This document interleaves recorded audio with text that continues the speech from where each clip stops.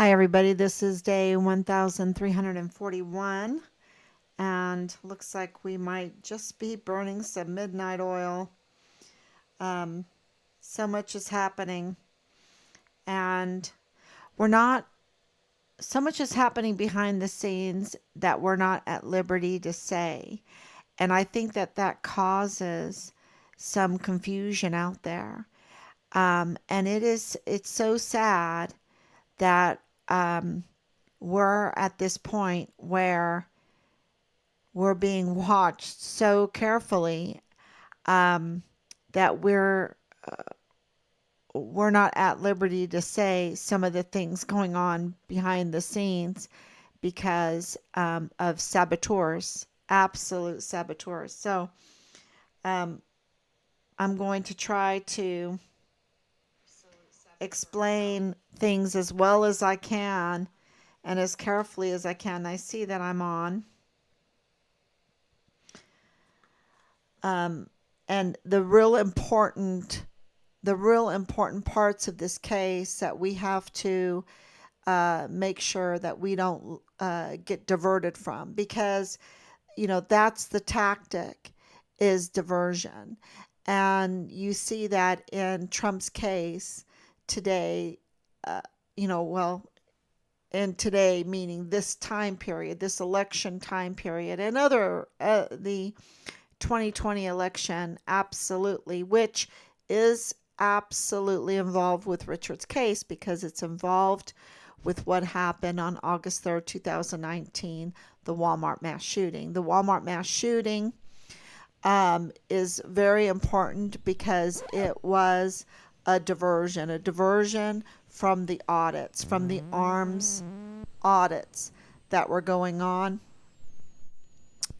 Richards, we believe, because of evidence that we have, that it was because, partly, because of Richards' whistleblowing. And, you know, not entirely, but partly, because we believe there were other whistleblowers at the time. And when the August 3rd, 2019 Walmart mass shooting happened, and that it's very important to get the date because the date is Dallas Hart's birthday. The date is in 2019, in August of 2019, and there was whistleblowing going on because there were audits going on, and there were audits going on even after the Walmart mass shooting. And we know that for a fact because of Brigadier General Stewart telling us, with the backup of Dirty Agent Marlon Soto, with the backup of Sean Bernabé, the three-star general, Major General Sean Bernabé, confirming that this is true, that there were weapons problems all over Fort Bliss, and that they weren't solved because we have article after article about the breach in the security there on Fort Bliss, that there was even an assault, a weapon laying in the middle of a road on Fort Bliss. Nobody knows, oh, where did that come from? Oh, there's an assault weapon. That we know from instances at the border where the trucks went through the wrong border and they got checked, and it was full of weapons and ammunition, a whole truckload, a whole what do you call those things? The movable storage units. So that was totally the tactical move storage units, uh, full of arms and ammunition. So, this is not me saying that. This is article upon article, and problems with uh, the base not being secured, and that is backed up by Thomas Kane. Who's Thomas Kane? In a letter that we have, he is talking about Fort Bliss not being secured, and a lot of problems going on there. Well, he's not just nobody. He is the director of emergency services. He, um, at the time, was the chief of security for Fort Bliss. So um, he understood for years and years what was going on in the breach security of Fort Bliss. And, this is when the COVID was going on too. Um, they were bringing girls in. We heard that from um, the command sergeant major, Jake Jakovitz, that they were bringing girls in to party in the barracks. We know, we have confirmation now that those passes came from Thomas Kane, the director of emergency services. Um, you know, we know through the arrest that there was a 14-year-old girl living in the barracks being prostituted out for weeks and weeks there in the barracks on Fort Bliss. So thank you so much, Grace, for coming on. Thanks for your prayer. Thanks for your love. Thanks for the red balloons. So we know that there is a security issue on Fort Bliss, and that is where our focus needs to be. Because why is there a security problem? Securing our military installations. We give them all the money, we give them all the resources, and yet drugs are getting in, little girls are being pimped out, there is a pedophile problem, there is a sex cult problem, there is child pornography problem, there is a weapons, arms problem, and we also have information now and have it confirmed that there was a gunsmith up to no good. A gunsmith up to no good. And so we're not at liberty to give you that name right now, but that is a huge security problem if they're going to have weapons and there's a weapons problem, and then they have a willing gunsmith to erase the serial numbers off of these weapons, or to manipulate, expand, turn a semi-automatic weapon into an automatic weapon, meet whatever the customers want, and then sell it across the border, right? When you have a willing gunsmith to do this, that's very, very concerning if you have an unsecured military installation with plenty of weapons to traffic out, to bring over to the border and cause a lot of problems over the border. And you see right now in Mexico, the death rate is just absolutely astronomical. So many people are getting hurt. And you see a lot of the human trafficking going on now, that of course child sex trafficking, and in 2022, this is not me saying any of this. This is all reports and putting it all together, and then you get this broader picture that our military installation does not have good leadership. It has failed leadership because we have an emergency intake center there that in those 2 years, 85,000 missing children under the leadership of Fort Bliss. How did that happen? How did that happen? You're supposed to have a secure military installation. And then here's Richard, when all this stuff, of course, the 85,000 missing children is not a new thing. Okay, this is something that I was corrected on. But that was after Richard. How could Richard whistleblow on children and stuff like that? No, there was stuff going on before then, right? Because the security problem on Fort Bliss has been happening for years. And so, of course, absolute whistleblower. And what they try to do to smear him, is to try to find any little thing wrong with him. And they really couldn't do it on their own. He was a stellar soldier, and so what they did is they framed him. They set him up, and of course, being young, to be framed, to be set up, uh, they just used this canine cop at midnight in a parking lot. Um, and the problem is that that traffic stop in a parking lot by canine cop, I think, is getting them in more and more trouble on top of all the other crimes that they've committed. Because uh, the end of the day, Richard's case was dismissed. So there he is, a stellar soldier. His case was dismissed.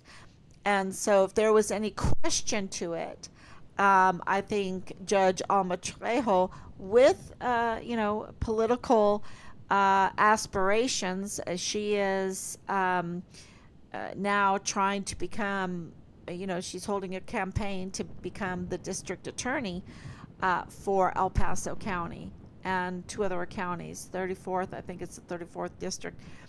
Um, so correct me where I'm wrong, but she is trying to become the DA there. And so, as a judge, she was um, with that in mind.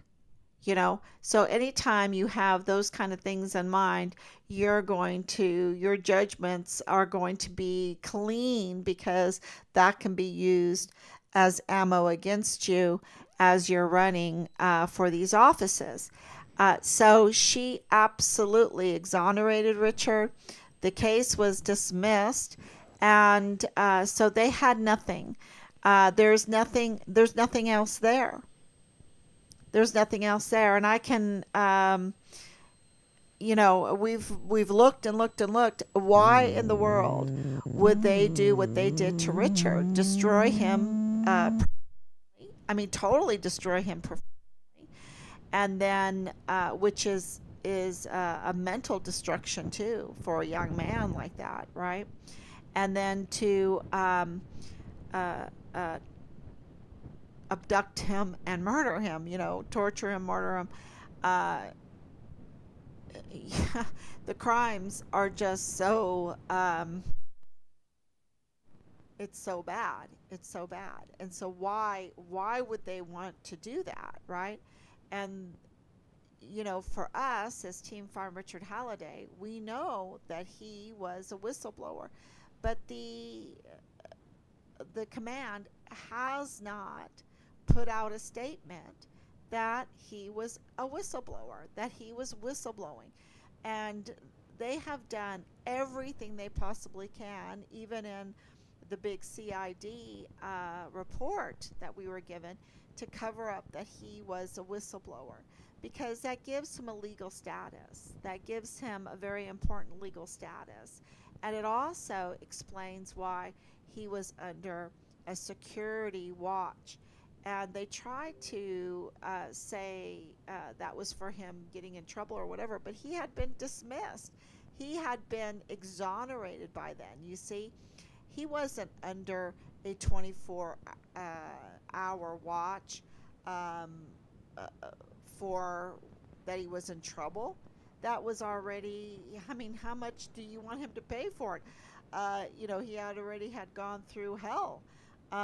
So the 24-hour watch was because of his whistleblowing complaints, and the security detail that was supposed to be watching him, securing him, because we have information that he also was worried about his own safety. And of course, about his own safety, Glendon Oakley Jr. was just found dead in his barracks, right?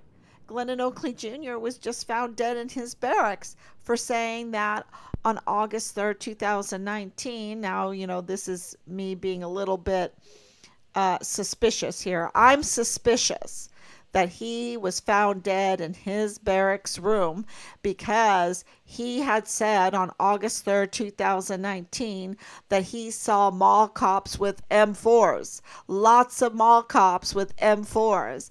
And now we received information that there were brown tip bullets at the scene. Brown tip bullets go with M4s, right? With the short barrel um, military weapon. And these are, unregistered bullets. Oh, how convenient. And also getting the information now that there is a gunsmith up to no good to erase on these weapons serial numbers so you can't trace those. This is all a huge organized uh, that is up to no good in every way that you can imagine. And so even if Richard was, let's say, on three of those things, he was blowing the whistle, because there was so much to blow the whistle on. There were so much, because in order to traffic weapons or traffic children or traffic narcotics, also do this child pornography, which is absolutely confirmed um, in her own statements that Dallas Hart was, looking for the child pornography, real quick when he got back from deployment. Let me go find it, because why was he worried about it? Because there were whistleblowers. So, in order to have that kind of criminal activity, you have to also um, engage in the criminal activity of money laundering, because where are you going to put this money that you're making on all of these criminal activities? And so, of course, there's a lot of fraud, waste, and abuse there. And the money laundering that you have to do, you have to go through LLCs, right? You have to go through LLCs, fake LLCs, to money launder. And, this is all the things that, behind the scenes we have to look into. And of course, Leilani Hart was getting her mail at Dreams Cabaret. And Dreams Cabaret, and you see now, it's not me saying it, but, it's all in the news that Jaguars was engaged in criminal activity. And you see it in the news that Dreams Cabaret also was engaged in criminal activity. And, and Leilani Hart's getting her mail there. And she's a convicted criminal, and not just any kind of convicted criminal. She's a convicted criminal lying to law enforcement authorities. She's a convicted criminal for getting arrested for breaking a restraining order. Um, and then of course you have that complaint that she did about her own family. uh, and you can say, okay, she's lying to law enforcement, but she's lying about her friend's child, 7-year-old child, who's active duty mother, uh, is being raped in her master bedroom by multiple members of her household. She's, lying to law enforcement authorities about that. She's, lying with the help of Tavita Nusa. Okay, this is very important also to stay focused that this is with the help of Tavita Nusa, because he coached her so that she could not only have a CID case number, but that she also received an FBI case number. And, so all of these criminal charges against her family. And, because Dallas Hart was active duty, right? And her husband works at the VA on the health board for disability benefits. Very, very big job, and has access to very, very sensitive information. And so, these are the things that we have to remember all the time when it comes to this case. And of course, Veronica Escobar, who's the theme lately, Veronica Escobar, because she has oversight. So she has allowed the Fort Bliss to be open, to have a security breach. She has allowed the generals to have a security breach on Fort Bliss where a 14-year-old girl was living in the barracks and being pimped out. Veronica Escobar has allowed Fort Bliss to have a security breach that all of these narcotics can come in and drug up our soldiers. And that the NCOs and that the generals could be a failed leadership allowing it to happen.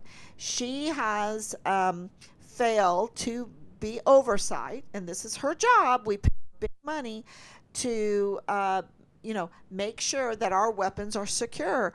But no, she allows a breach on Fort Bliss for the weapons to be trafficked, for the weapons to be smuggled, for the ammunition to be smuggled. And I even heard not only is it the ammunition, it's also hand grenades that have been breached. The security has breached and they've been smuggled and trafficked.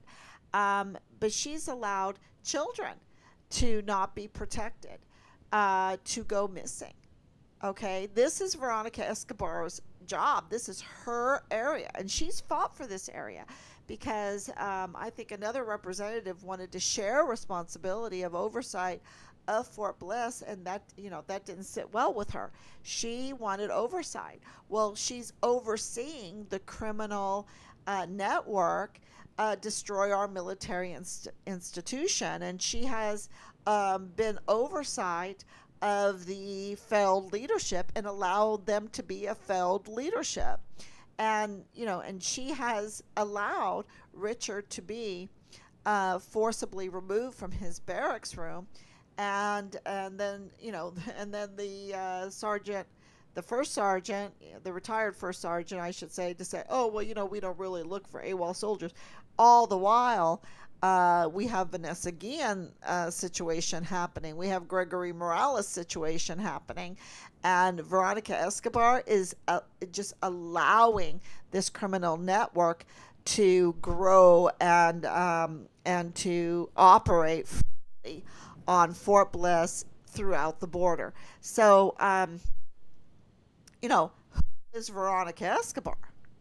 That's she's not the representative of El Paso because, even though that's her title, she's not representing the people of El Paso. The people of El Paso don't want a breached military installation where all of this criminal activity is allowed to happen and so many of our soldiers are allowed to be hurt, right? Raped and murdered and, abducted and abused and just the abuse of power against our soldiers. So she absolutely, is not representing the people of El Paso. That's very clear. So who is she representing? Foreign and domestic enemies, right? Foreign and domestic enemies. So she's in the same kind of boat as these generals that are serving foreign and domestic enemies. And not doing their duty. Absolutely. And we're paying them. I think we need to get our money back. And then, of course, Veronica Escobar has now, in our case, she has a very sketchy, we're very suspicious of her because of the mountain lead, the mountain up McKilligan Canyon that was attached to her, that lead. And we received a phone call the next day from her office saying, oh, we didn't know that Mr. Halliday would do so good on that hike. What do you mean? What do you mean by that? Explain that to us. We would like to know, what did you expect? What did you want to happen? So praise God that Rob is in good shape and could hike that treacherous, absolutely treacherous McKilligan's Canyon, where you have to use a chain to get up there. He said he feared for his life 3 times. Um, it was, and then they didn't even prepare him for that hike. But you know, Rob is be prepared, right? So he came prepared, and thank God that he did really well because they didn't expect him to do so well. Yeah, yeah. So we have a lot of suspicions since that day surrounding the intentions of Veronica Escobar, um, the foe of El Paso, and because she's sure not a friend. I want to let the El Paso people know this. Unless you're involved in criminal activity on Fort Bliss, um, she is not a friend. Not a friend. Okay. If you want a secure military installation, she's not a friend. If you want human trafficking to stop, um, she's not a friend. Okay. Uh, and this, you understand that her party, since she's a Democrat, really wants a lot of gun control, yet she does not take any action in her of oversight of Fort Bliss and the weapons smuggling and trafficking. She allows Fort Bliss to be an unsecured installation where weapons go missing all the time, are manipulated, are in the barracks illegally, all laying in the middle of the road. She allows that. Okay, so she does not compare. Con, con, that's all talk. Her talk about weapons control is all talk because absolutely she has allowed the unsecured Fort Bliss to remain so and have all kinds of weapons problems. So that is very, very clear. So she is not a friend of El Paso at all. And oh, I really want everyone to understand what we have learned during these almost 4 years. Um, then, of course, she has come up again with the appointment of Dr. Mario Raskin Ortiz. Um, so he's not an American citizen the last time we heard, maybe yesterday, I don't know, but he's not an American citizen at the time of appointment, which was 2014. And his record was very, very weak. Okay. So then the question is if he doesn't have a good forensics experience, if he's like really his experience or his education is more of um, medical management or something like this, right? Uh, it's why did they pick him for that position that is a judicial position? Okay, it's the part of the judicial branch of our government. He would have then the power to put out subpoenas and the power for warrants. And why would the El Paso County Commissioners, choose him? And who did they choose him over? Who else applied for that position? Because that position had remained unfilled for quite a while. And so why? Because that is a wanted job. Okay, that is you know people want that job, and they go to through a lot of schooling to be able to apply for jobs such as that. Yet he's not really prepared. Uh, his application is wanting, and then he is excluded from that job. You can't even consider him for that job because the Texas Constitution requires that for a judicial office like the chief medical examiner that he be an American citizen because of the powers that are granted to him as the chief medical examiner. They are, really massive powers, and there is a requirement for chief medical examiner that you are an American citizen. So since he was not and is not, the last time we've heard, he is disqualified for that job. So how did he get that job? And the presiding judge over that choice was Veronica Escobar.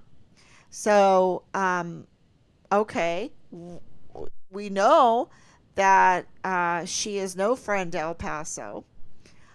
So she's no friend to in the choice of Mario Raskin Ortiz. Okay, that's very clear. So who is she a friend of? Is she a friend of him? Is she a family member? What is the connection between Mario Rascon, his family, her family?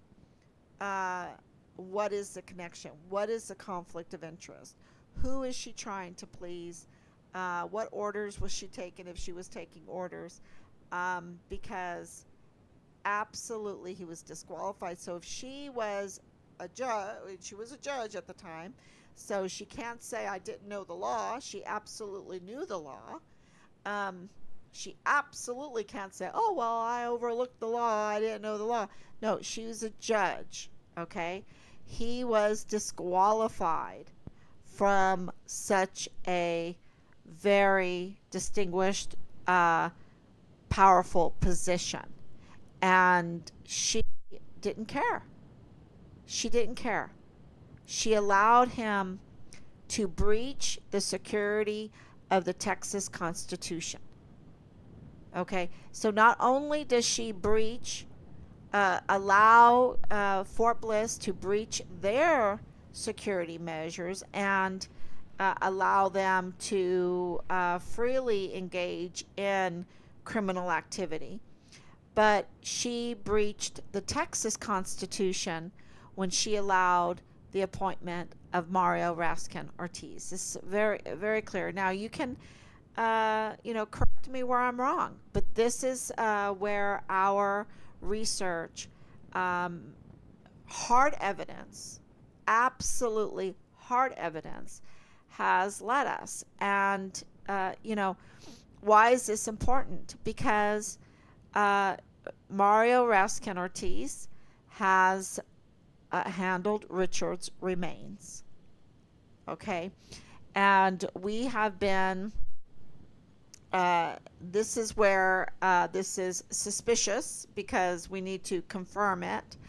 And maybe, I shouldn't have said that because now the saboteurs might rush over to Chihuahua, Mexico and Juarez and say, don't let the Halliday families find out that Mario Raskin Ortiz was the medical examiner for Chihuahua, Mexico and Juarez, because that is information that we received.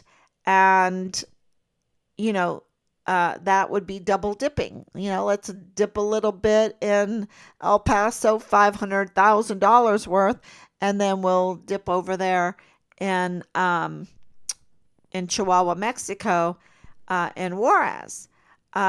Or is there some kind of criminal element that is connecting? Because chief medical examiner over deceased bodies, over cases, he would have to be a witness, a key witness in many, many murder cases, including the August 3rd, 2019 Walmart mass shooting. Okay. He is a key witness in that mass shooting, and in many cases. So that is that is so problematic because no wonder the Walmart mass shooting case cannot move forward, because we know for a fact that Mario Rascon Ortiz handled the deceased bodies of the victims of the Walmart mass shooting. And he's not an American citizen. He's not a legitimate uh, chief medical examiner. It's really like the same situation that we have with DA Bill Hicks. That DA Bill Hicks is not a legitimate district attorney. And I think that, that's not me saying that. That is if you are researching the news articles that from very good reporters that are exposing these things. And, if you're not following the Texas Constitution, then you're not legitimate. And the appointment of Mario Raskin Ortiz to chief medical examiner breached the safety of the Texas Constitution. And the appointment of DA Bill Hicks and I shouldn't say the appointment, but Bill Hicks and his oath of office, not signing, who is he fooling, right? Because he did not sign his anti-bribery statement, which is required by the Texas Constitution before you take your oath of office as a district attorney. And he did not do that. And so, that causes a lot of problems in all the cases, because they can use that to botch the case. And these cases are botched now. And, this is how you can destroy the Department of Justice by, these kind of tactics. So, these need to be answered, because why didn't the DA office let Richard's case move forward, right? Why didn't the DA office let the Walmart mass shooting case move forward? Those are the main cases, and that is where we should really focus our attention. And I think Veronica Escobar, the eye needs to be on her, because her job is the oversight to make sure that the Texas Constitution is not breached, that our military installations are not breached, the security of them. And they're both for the security of the land and the people. And, now we have all of this criminal activity, and I think you have her to thank for it. And I think, at this point, you will find out, because there's more, y'all. It gets demonic, okay? It gets demonic. And I'm trying to stay on a level where you will understand this legally, instead of going off on the really spiritual side of this, the spiritual dark side of this, the demonic side of this. Because, in order to do these crimes, there has to be a demonic side of it, right? Absolutely.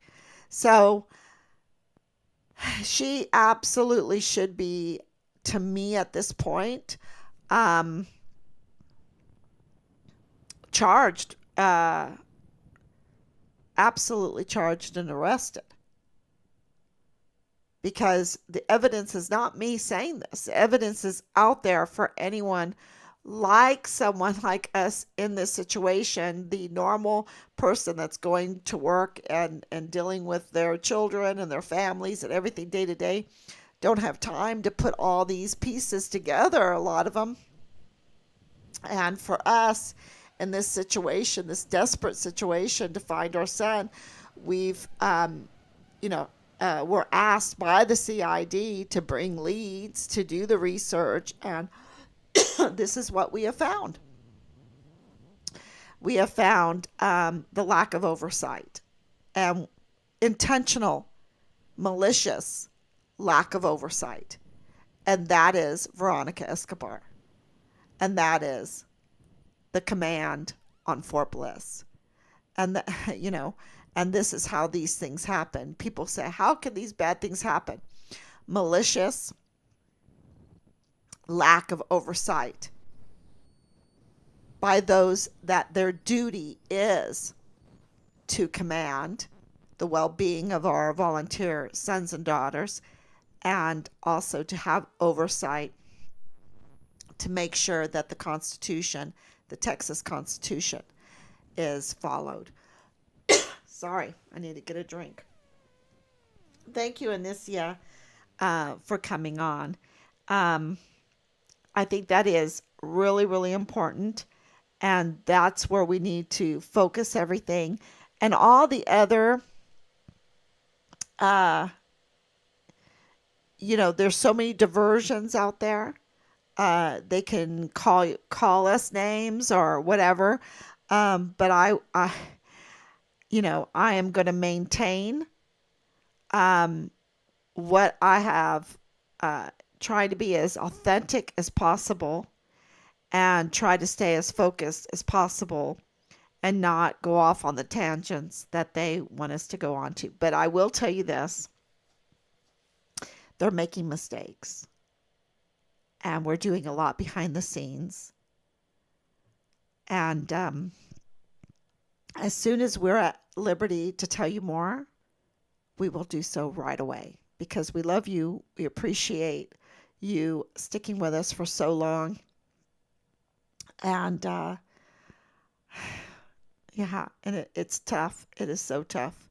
So thank you for your prayers. We need a lot of prayers right now. And I think the people that, like Grace, like Anicia, who have seen it with their own eyes, what we have experienced, and understand what Richard has experienced, yeah, understand what we're up against. So thank you for your prayers. We need a lot of prayers. And we're coming into Holy Week. So, I mean, we're in this beautiful time of the year. So thank you so much. God bless you. And I will be back tomorrow, God willing. Bye-bye.